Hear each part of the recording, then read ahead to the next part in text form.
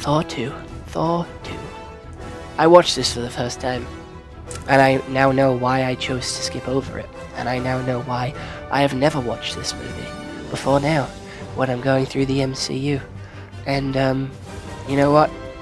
If you haven't seen this one, you're not missing much. You don't need to watch it. You can completely ignore it. No one would know. No one would care. So this movie, it's a movie with actors, with a story, and the CGI is CGIing. It sure is a movie. It sure is a movie, and I'm gonna be honest, after watching this one, and then going to look at Eternals, you know, I don't know why people are hating on Eternals so much, I'm gonna be honest, Chief. So yeah, Thor the Dark World is a 2013 action fantasy, which is 1 hour and 52 minutes, 3 minutes shorter than the last Thor movie, and came out 2 years later. It has a 6.7 out of 10 on IMDb and a 67% on Rotten Tomatoes, and that's fucking generous, I'm gonna be honest. You can watch this on Disney+, Google Play, and Amazon Prime, but while investigating a phenomenon, Jane gets sucked into a wormhole.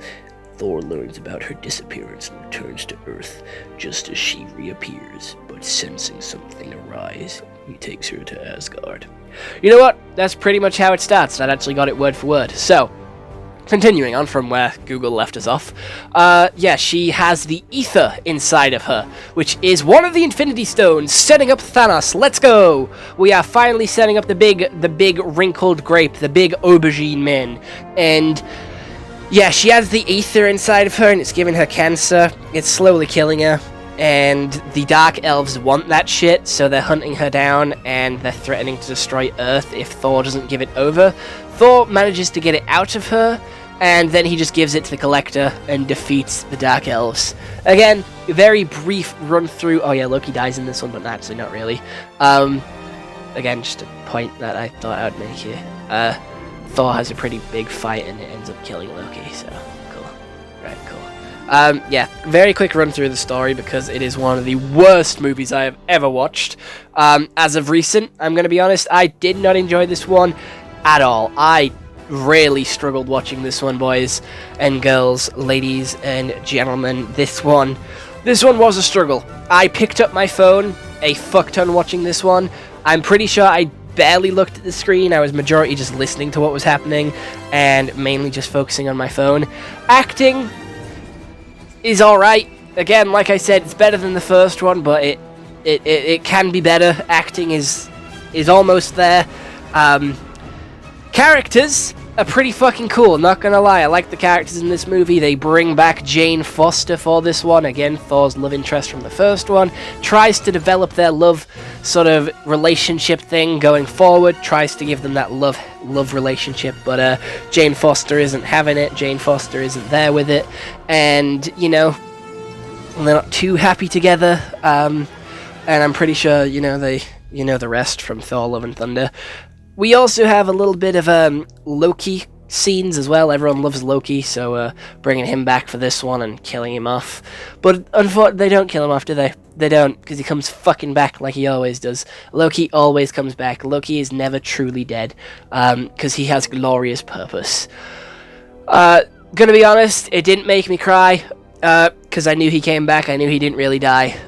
Again, the perks of watching this after you've watched the rest of the MCU, the deaths don't hit like they should. The deaths don't death, you know, because he isn't dead. So, you know, as you do, deaths don't die. Can't keep Loki dead, can't keep a god down. Visuals are alright, again, for 2014. They're not spectacular, they're not shite, they're alright. Could be better, could be worse. It's decent, I'm gonna say. It's decent. We've had better, we've had worse as well in the MCU. We also have a villain, which, villains with the Dark Elves. Not too much else to say about them, they're just kind of here. Really good sort of prosthetics, though. I will admit, their prosthetics look pretty sick. And all the costumes look sick as well. I like the costumes. I think Thor's is really cool and really iconic. Loki's is also quite cool and quite iconic. Very regal as well. I like Loki's. Even his helmet is sick. I love his helmet. It's so fucking cool. Loki's helmet is one of the best. Loki's helmet is one of the greatest. He also does that mischief really well. Like, he's such a good Loki. He does it so well. Like, he's one of the better actors here.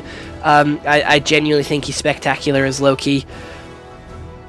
The fact that it's revolving around an Infinity Stone and, again, trying to further the love interest is good for the overarching story of the MCU, but doesn't really work for a solo movie, I'm gonna be honest. I don't really think it fits. The ether was kind of just thrown in here, like, it was like, ooh, Jane got it from a wormhole, as you do, as you get infected with an Infinity Stone from going through a wormhole. And then these guys just happen to know about it as well. It's quite messy, I'm gonna be honest. It's quite messy, it's quite lazy storytelling.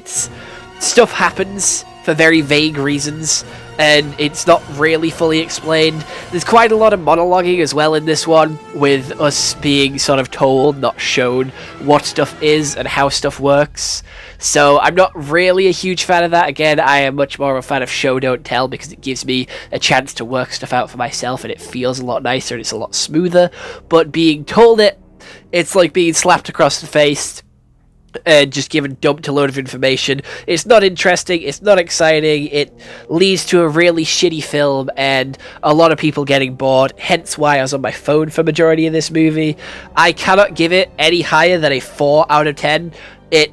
4 for Thor. Haha, look at me go with these puns. I'm on fucking fire tonight. But, yeah, I'm not a fan. I'm not a fan. Could have been better. Definitely could have been better. For a Thor movie, I think they could have chosen a better bad guy as well than the Dark Elves. And they didn't really utilize the Dark Elves that well either. They were just kind of there.